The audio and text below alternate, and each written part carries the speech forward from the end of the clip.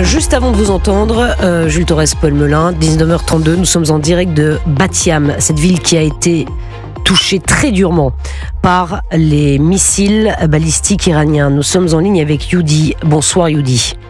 Bonsoir. Merci d'être avec nous en direct. Adrien Baget, qui était au téléphone avec vous il y a quelques secondes, me disait qu'on entendait des tirs derrière vous. Que se passe-t-il à Bat Yam ce soir ? Non, c'est des ambulances. Non, pour l'instant, c'est des ambulances.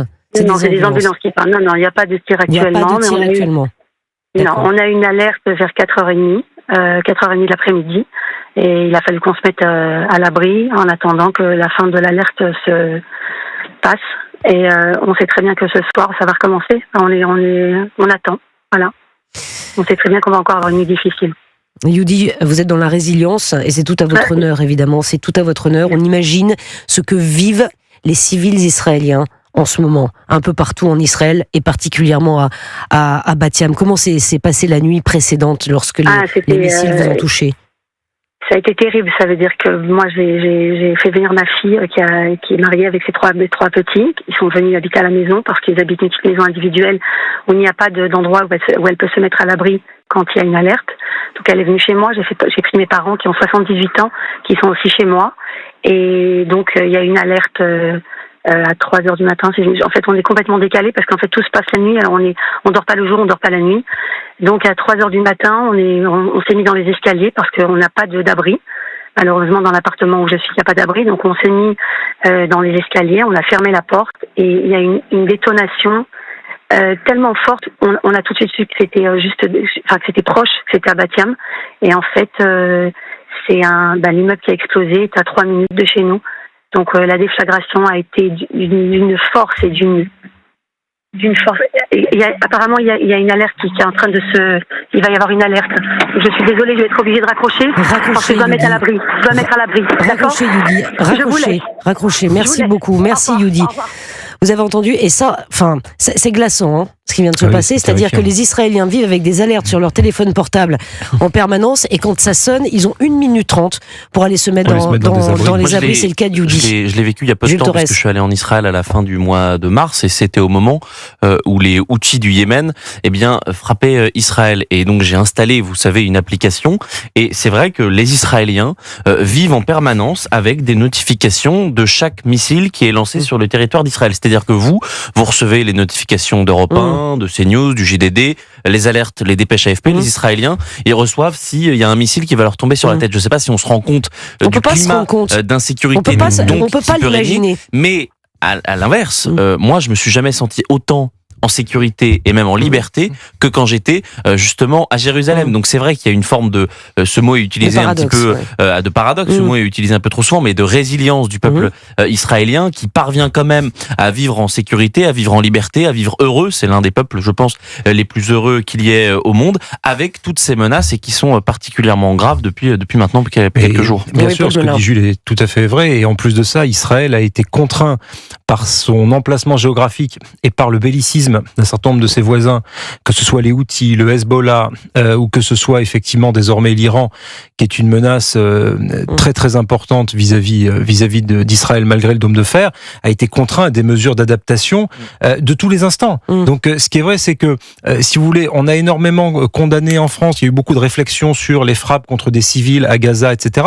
Désormais, les mêmes ont beaucoup de mal à condamner et à condamner les attaques de l'Iran contre des victimes civiles israéliennes. Parce que rappelons que les attaques israéliennes, elles ont eu lieu contre des infrastructures militaires. Les hommes de Tsahal ont tiré sur des infrastructures militaires. Il y a eu des morts aussi côté iranien. Et les morts du côté iranien, pour beaucoup, ça a été aussi des dignitaires, ce fameux patron. Il y a quand même 128 morts, il y a des civils. Si vous voulez, je dirais une chose, c'est que là, il y a une volonté délibérée de frapper des civils n'ont pas les moyens de protéger leur population. On recommande aux Iraniens de descendre dans le métro. Alors qu'Israël, effectivement, protège sa population avec le dôme de fer qui va être amélioré avec avec des lasers d'ailleurs prochainement, et ils ont ces fameux miklats, ces abris dans lesquels effectivement la population se rue en cas d'alerte. C'est peut-être aussi ça qu'il faut expliquer aux auditeurs, la différence du nombre de morts entre les Iraniens et les Israéliens, ou les dizaines d'Israéliens, c'est terrible, aussi, et les Iraniens. Et je crois de toute manière que c'est connu de chacun que le régime iranien des mollahs ne porte pas dans son cœur son propre peuple. Non, il préfère l'affamer et investir les milliards dans l'armement. Il y a 80% quasiment d'hostilité au régime, des élections qui ne sont pas là, il n'y a pas de parti d'opposition, il n'y a pas vraiment de médias de médias libres et indépendants.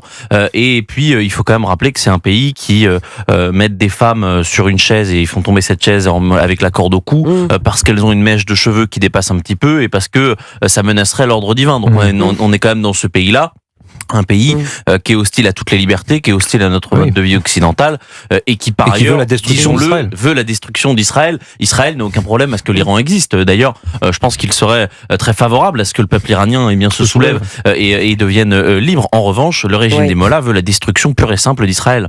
Alors, je voudrais s'il vous plaît, d'abord, je vais demander à Adrien Bagé, qui est derrière, c'est un homme formidable, je vous explique, c'est mon programmateur, il fait un travail exceptionnel.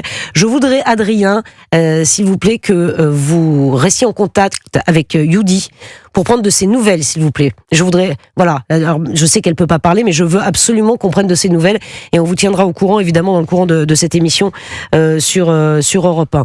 Je voudrais qu'on parle aussi, si vous le voulez bien, Paul Melun, Jules Torres, des conséquences chez nous, en France, répercussions sécuritaires, politiques, économiques du conflit. Bruno Retailleau s'en inquiétait ce matin dans les colonnes du JDD. Jules. Absolument. Le premier, c'est le risque sécuritaire. C'est sur ce sujet que Bruno Retailleau s'est exprimé et William Molinier nous l'a très bien expliqué tout à l'heure. Il y a 3 grandes menaces aujourd'hui qui planent. D'abord, il y a cette menace endogène. Vous savez, c'est ce qu'on a appelé depuis plusieurs années les loups solitaires.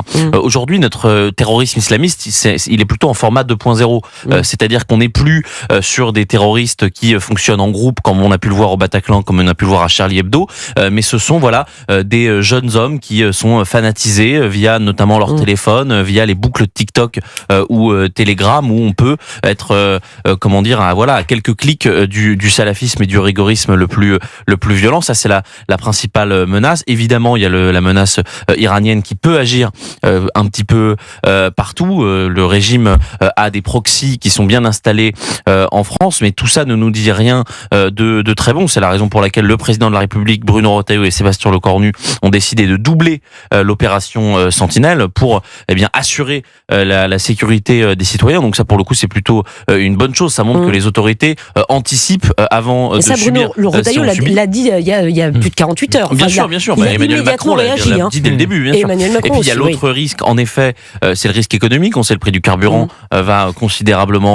augmenter, que ça va évidemment se retrouver et se répercuter dans notre pouvoir d'achat. Et puis il y a la politique. On l'a vu, Jean-Luc Mélenchon, au moment où Israël met des frappes, il défend directement le régime des mollahs. Donc il y a aussi, à mon sens, une bascule depuis le début. Moi, j'ai retrouvé une archive de Jean-Luc Mélenchon qui, en 2012, nous dit qu'il faut se méfier le plus possible des régimes théocratiques et que il faut absolument éviter que l'Iran possède l'arme nucléaire parce qu'elle veut justement détruire Israël. Jean-Luc Mélenchon, en 2025, 13 ans plus tard, dit complètement l'inverse. Donc ça redéfinit aussi un certain nombre de clivages, un certain nombre de positionnements qu'on avait pu connaître dans le passé en France. Oui, Paul Melun. Non, Jules a fait un bon tour d'horizon des menaces effectivement que j'avais en tête. Est-ce que vous sentez, en tout cas dans la population française, je ne sais pas si les Français s'interrogent ou se demandent quelles pourraient être les répercussions, si on en a encore conscience de ces répercussions, de cette guerre qui se passe quand même à des milliers de kilomètres de chez nous? Oui, mais je crois que malheureusement, ce qu'ont compris les Français, et ce qu'on a tous compris, c'est que désormais, dans ce monde globalisé, il n'y a plus finalement de frontières entre ce qui peut se passer au Moyen-Orient ou au Proche-Orient et les conséquences directes que cela peut avoir sur notre pays. La mondialisation économique a fait des merveilles à certains égards, elle a aussi causé notre fragilité. C'est-à-dire que ce qui se passe là a forcément des conséquences, ça a été dit, sur le baril de pétrole, qu'un certain nombre de pays, alors c'est plus vrai avec la Chine et la Russie, sont grandement dépendants de l'Iran pour leurs matières premières, que tout cela a forcément des répercussions sur les marchés financiers et que ça aura forcément des répercussions aussi chez nous.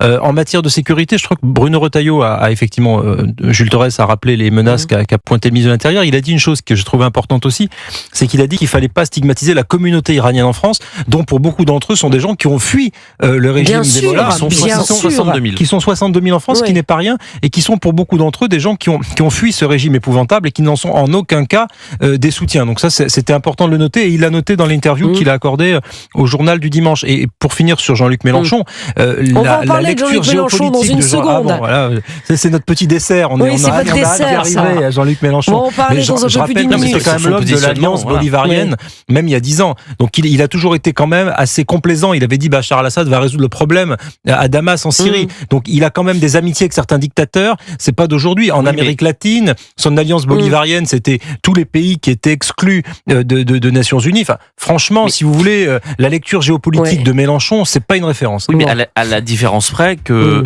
si aujourd'hui il choisit de soutenir le régime de Téhéran, c'est évidemment pour des raisons électoralistes. Mais bien sûr, pour des raisons de politique intérieure. De parler, je crois, dans la troisième partie de cette formidable émission. Exactement. Et je voudrais aussi ce soir, on va reprendre Adrien Bagé. Je ne sais pas s'il peut me parler. Est-ce que vous avez réussi à rentrer en contact avec Yudi?